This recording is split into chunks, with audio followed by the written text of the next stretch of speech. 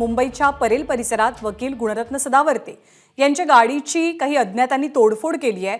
या प्रकरणी तिघांना पोलिसांनी ताब्यात घेतलंय। गुणरत्न सदावर्ते स्वतः या गाडीची पाहणी करण्यासाठी आता आलेत। तोडफोड करणारे मराठा क्रांती मोर्चाचे कार्यकर्ते आहेत असा आरोप केला जातोय। सदावर्तेंच्या परळीतल्या क्लिस्टल टॉवरच्या घराबाहेर त्यांची गाडी उभी होती आणि तिथेच त्यांच्या गाडीची तोडफोड करण्यात आली आहे। त्यांच्या पत्नी, त्यांच्या दोनही मुली आणि स्वतः गुणरत्न सदावर्ते या गाडीची पाहणी करण्यासाठी सध्या तिथे पोहोचलेले आहेत। पोलिसही त्यांच्या सोबत आहेत। तिघांना पोलिसांनी ताब्यात घेतलंय। तोडफोड का केली, तोडफोड करणारे नेमके कोण आहेत याची माहिती थोड्याच वेळात स्पष्ट होईल। गुणरत्न सदावर्ते हे मुंबईच्या हिंदमाता परिसरामध्ये राहतात, क्रिस्टल टॉवरमध्ये। त्यांची आलिशान गाडी घराच्या बाहेर पार्क केलेली होती। याच गाडीची तोडफोड काही अज्ञातांनी केली आहे। हे सर्वजण तोडफोड करणारे लोक मराठा क्रांती मोर्चाचे आंदोलक असावेत असा आरोप केला जातोय, तशी शक्यता व्यक्त होते। गुणरत्न सदावर्तेंनी मराठा आरक्षणाला विरोध असल्याची भाषा आणि मनोज जरांगे संदर्भात काही वक्तव्य केलेली होती। त्याचाच राग मनात धरून या कार्यकर्त्यांनी तोडफोड केली असावी अशी शक्यता सध्या व्यक्त होते। मला हल्लेखोरांना आणि त्या सोबतच आज प्रश्न विचारायचा आहे जरंगेंना। हीच आहे का तुमच्या शांततामय आंदोलनाची व्याख्या? मला सायलेंट केलं जाऊ शकत नाही। मी या भारताचं जे पिल्लर असते 50% जागांचं, ज्या खुल्या वर्गासाठी जागा असतात, त्या जागांना वाचवण्यासाठीचा माझा लढाई। ह्या देशाला जातीत जातीत न तोडलं जावं, गुणवत्तेत भर पडावा, ह्यासाठीचा माझा लढाई। माझ्या कष्टाची आणि घामाचे नुकसान तुम्ही केले। यापूर्वी 32 पोलीस अधिकाऱ्यांना, कर्मचाऱ्यांना नाहक मारहाण केली। त्या संबंधित पोलीस अधिकाऱ्यांवर कारवाई करण्यात आली कारण नसताना। त्यानंतर मला अनेक प्रकारच्या धमक्या दिल्या जात होत्या। त्या धमक्यांचं प्रारूप मला तुम्हाला सांगायचंय। ब्रेवरी अवॉर्ड ज्या माझ्या मुलीला आहे झेनला, मागच्या 8 दिवसापासून माझी झेन शाळेत जात नाहीये कारण झेनला सुद्धा मारण्याच्या आणि जयश्री पाटलांना सुद्धा उचलून नेण्या इतपत धमक्या आहेत। मला आज तुमच्या माध्यमातून सांगायचंय, ह्या अशा प्रकारचे हल्ले होतील, अशा प्रकारचा तो आमच्यावर आघात होईल। सामान्यांचं 50% जागा वाचवण्यासाठी पुढे आल्यामुळे आम्हाला त्रास दिला जाईल, अशा प्रकारचे कॉल, ऑडिओ रेकॉर्डिंग्स, त्यासोबतच सोशल मीडियावरले धमक्या ह्या स्पष्ट होत्या। ही माहिती मी आज आपल्या माध्यमातून सांगू इच्छितो।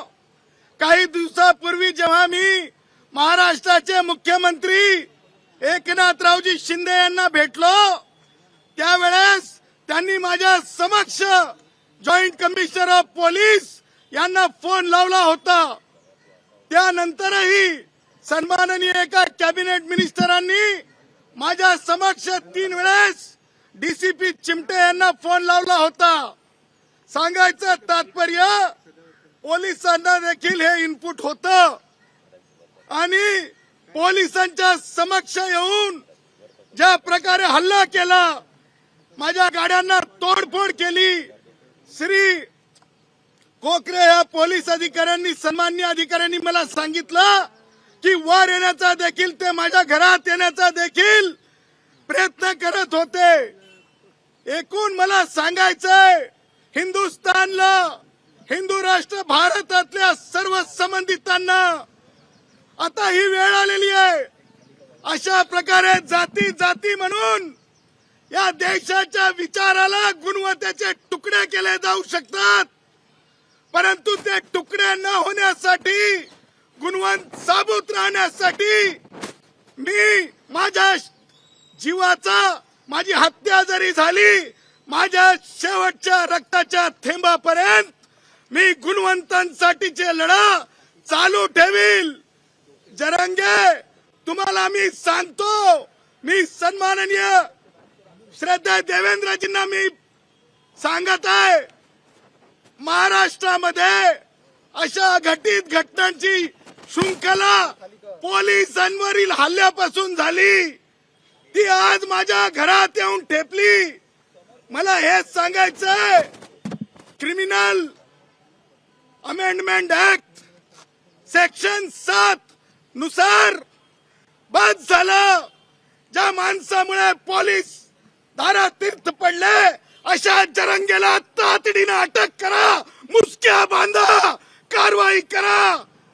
अन्यथा सामान्यातला सामान्य जो गुणवंत आहे खुल्या वर्गातला, तो ब्राह्मण असेल, वाणी असेल, कोमटी असेल, तो इतरातल्या इतरामधला गुणवंत असेल, त्यांच्या मनामध्ये एक गोष्ट वाटेल की अशा प्रकारे जात म्हणून एकत्र आलं तर गुणवत्ता ही तोडमोड केली जाऊ शकते, गुणवंतांच्या जागा तोडमोड केल्या जाऊ शकतात.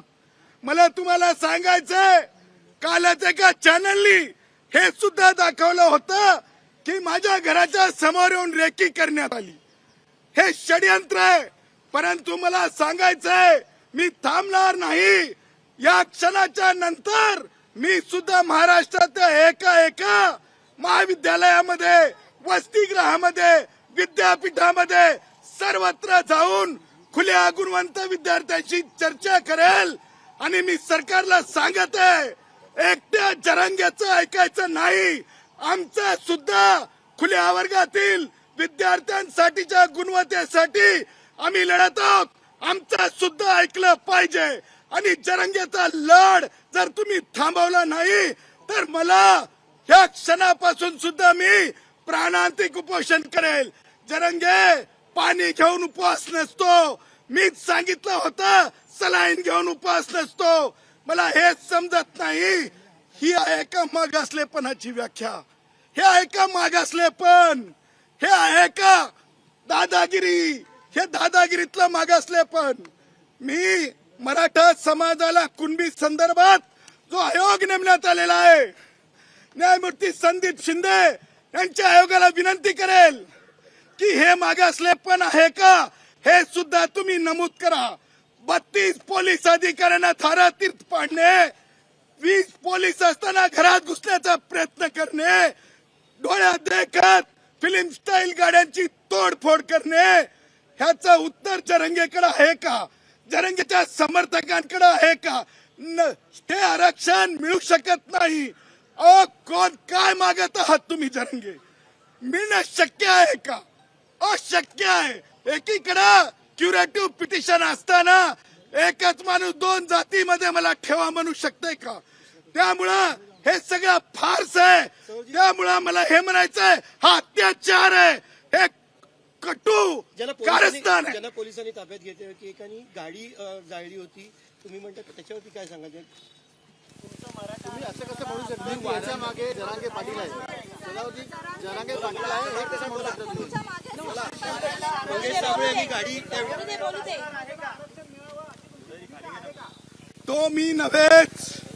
तो मी नव्हेच म्हणणारे अनेक असतात. पोलिसांवर जेव्हा हल्ला झाले, 32 पोलीस ज्या प्रकारे त्यांनी जीव मुठीत घेऊन जीव वाचवला, त्यावेळेस जरंगेच होते. तुम्हाला सांगतो, धमक्या देताना सुद्धा ही माहिती जरंगेंना नाही का? मला सांगा, पेलणार नाही जरंगे जे म्हणतात, झेपणार नाही, हे आहे पेलणार नाही आणि झेपणार नाही. हे आहे त्या कोडवरचा अर्थ, पेलणार नाही, झेपणार नाही. मला हे सांगायचं आहे, काय काय चाललेलं आहे. शोले स्टाईल त्या टावरवर उभं राहून, त्याच्यानंतर गुन्हे वापस घ्या म्हणे. परत मला हे म्हणायचंय, ह्या सगळ्या गुन्ह्यांचं बेरीज लक्षात घेता हे एक मोठं ठरवून केलेलं कारस्थान आहे. राष्ट्रवादी काँग्रेसचे वयोवृद्ध पुढारी शरद पवार तुम्ही याबाबत बोललं पाहिजे. आज तुम्हाला खूप कळवळ आहे ना. तुम्ही पोहोचले होते ना जरंगेकड, पोलिसांना विचारणा करण्यासाठी तुम्हाला वेळ नव्हता.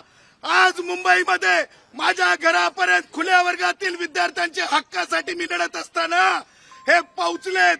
बघू यांच्यामध्ये किती प्रामाणिकता आहे. त्या पुढे जाऊन मला म्हणायचंय, तुम्ही असं कसं बोलू शकता की याच्या मागे जरांगे पाटील काय बोलायचं? कारण तुम्ही वारंवार जी वक्तव्य करत होता त्याचा राग कुठे आहे तो मराठा समाजाकडून काढण्यात आला असं त्यांचं म्हणणं आहे. वारंवार तुम्ही त्यांच्यावरती आरोप करत आहात. तुम्ही डोळ्यानं पाहिलेलं नाही का पोलीस अधिकाऱ्यांना झालेली मारहाण? तुम्ही डोळ्यानं महाराष्ट्रानं पाहिलं नाही का महाराष्ट्रातल्या लालपरीची तोडफोड? तुम्ही डोळ्यानं पाहिलं नाही का लालपरीचे ड्रायव्हर, आमचे एसटीतले ड्रायव्हर साहेब, कंडक्टर साहेब वंचित राहिले कामांपासून?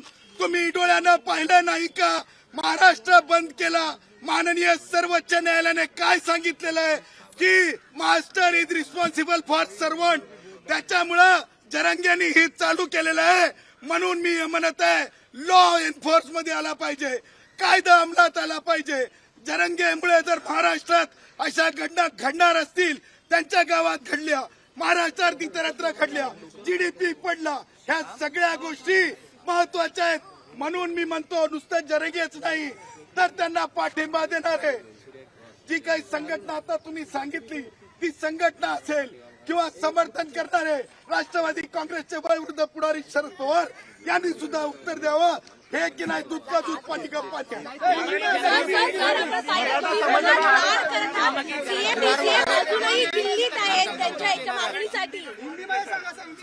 जरांगे पाटील त्याच्यावरती आहे त्याची काही तक्रार वगैरे तुम्ही स्थानिकांमध्ये जाऊन देणार आहात का?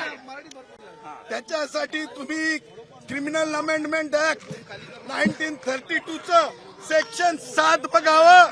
तुमच्या लक्षात येईल की ही कशा प्रकारची कृती आहे, कशा प्रकारची संरचना तयार केलेली आहे. मला सांगा, काल लोक एका चॅनलनी येऊन दाखवलं की रेकी करून गेले. त्यानंतर दुसऱ्या दिवशी सकाळी बरोबर त्यांना माहिती आहे की 7च्या सुमारास माझी मुलगी शाळेत जाते, त्याच वेळेस कशी घटना घडते. याच्यातून लक्षात येतंय की शांततामय आंदोलनाचा व्याख्या जरंगेंची, आणि याच्यातूनच लक्षात येतंय की पेलणार नाही, छेपणार नाही. हे पेलणार नाहीची व्याख्या आहे जरंगेची आणि ही छेपणार नाहीची व्याख्या आहे जरंगेची.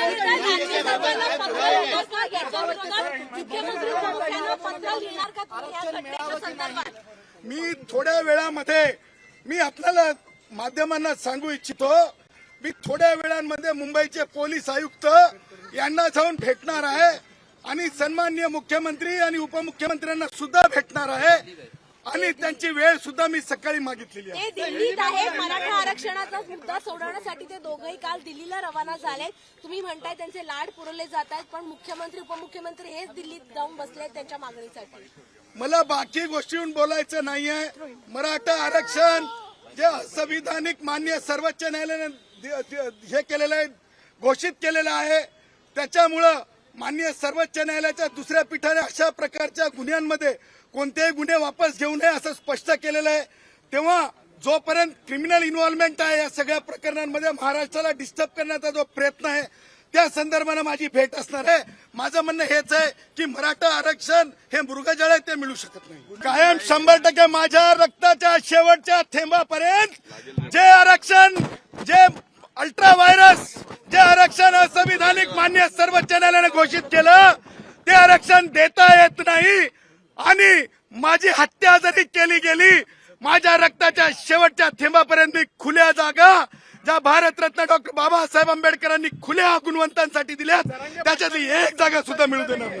तर गंभीर आरोप गुणरत्न सदावर्तेंनी मराठा आंदोलकांवरती आणि मनोज जरांगेंवरती केले आहेत. मनोज जरांगेंना अटक करावी अशी मागणी सदावर्ते आता करतात. एबीपी माझा, उघडा डोळे बघा नीट.